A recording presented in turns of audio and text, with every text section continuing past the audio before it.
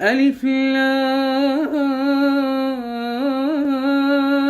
را، تلك آيات الكتاب الحكيم.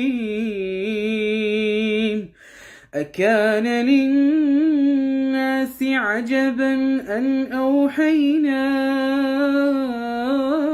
إلى رجل منهم أن أنذر الناس وبشر الذين آمنوا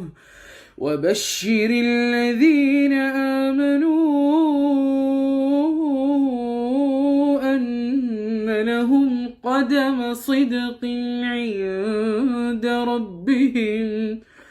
قال الكافرون إن هذا لساحر مبين.